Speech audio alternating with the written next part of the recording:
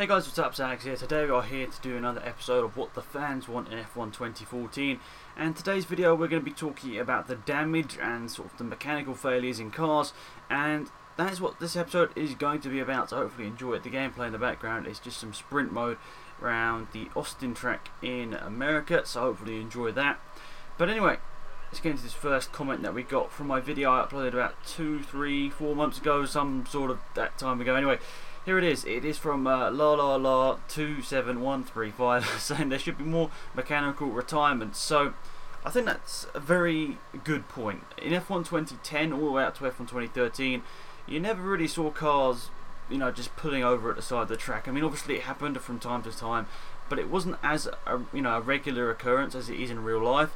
In real life, we have 2, 3 cars retiring at the side of the track most races, and especially in 2014 I think retirements are going to be a lot more common in the game, especially as I think a comment later on saying tracks like Australia, obviously the first race of the season when none of the cars were very perfected very well, and I think somewhere like Australia maybe only I think it was 11, how many cars finished, like 11, 12, 13, 14, something like that and that's one way you get around that corner.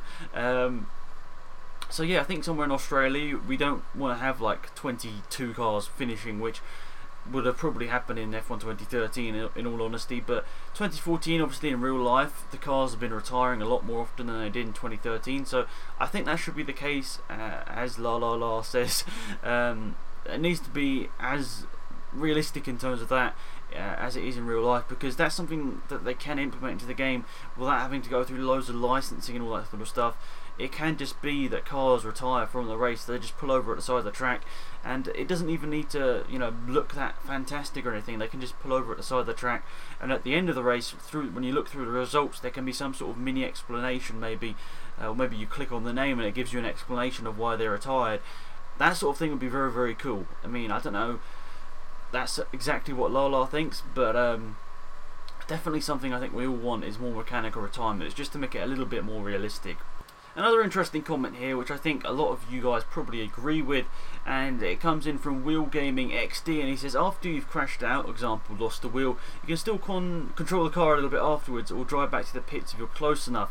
And that's interesting. I'm not sure about the driving back to the pits bit. I don't really think I've ever seen anyone do that in real life if a wheel's fallen off, but I know Vettel tried in 2009 Australia, actually, that's the one I do remember. But yeah, I think in F1 Championship Edition you could drive a little bit after your wheel fell off, and I think you can actually keep going if your wheel's like really damaged and broken, but it's still on the car. You can still drive back to the pits in Championship Edition, and I really do agree with that, and I think a lot of people will agree with that as well.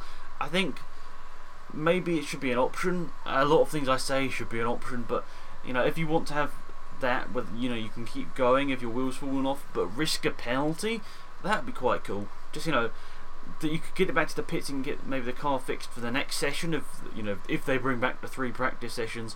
But I think that's cool. Driving back to the pits maybe a bit more unrealistic, but definitely being able to control the car after you've crashed out, especially if it's sort of an accident where you've sort of just scraped the wall and the wheel's fallen off, like a couple of occasions. I can't remember where it was, but there are a couple of occasions on a couple of tracks where you can hit the wall, the wheel can fall off, or stay on the tethers obviously, but it can mean that you can still drive back, or still drive around really slowly, or find a safe spot. Maybe if you don't find a safe spot, they give you like a warning on your license. And totally getting off subject here, but maybe have the penalty point system for the driver's license, that sort of thing. That could be in the game. Maybe not in Korean, well I suppose it could be in Korean mode, but online that'd be quite cool. Something I didn't mention in the last episode that's just sprung to my head right now. That'd be quite cool. Maybe a penalty point system would be pretty awesome. Last comment for this video comes in from Mike, and he says he totally agrees with me about the tethered wheels. So yeah, I think a lot of people were talking about the tethered wheels, and me talking about that definitely sparked up quite a lot of conversation in the comments about that, because we haven't had that at all from 2010, 2013. We haven't had that in any of the games.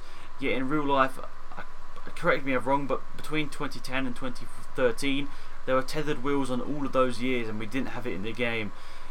In a lot of ways, that was the thing that they maybe could have done, but it maybe was slightly harder to do because of the hardware they had available to them, and maybe they couldn't do it because they just didn't have enough sort of system space. But now we're going probably to next gen. I'm thinking, well, you know, the thing is with these videos, I'm recording them in advance, but who knows whether the information's been leaked or released by the time I've made this video and it's been uploaded. But tethered wheels need to be in the game. Now, if we're going to next gen, which I'm 99.9% sure we are, I think it has to be in the game. If it's not in the game, I think it's a big thing we've been left out on. And you can see here, been smashed into in the final corner and lost my second position. Anyway, hopefully you enjoyed the video, guys. Another episode of What the Fans Want. Hopefully you did enjoy it. And until next time, it's been Alex. I'm out here. Goodbye.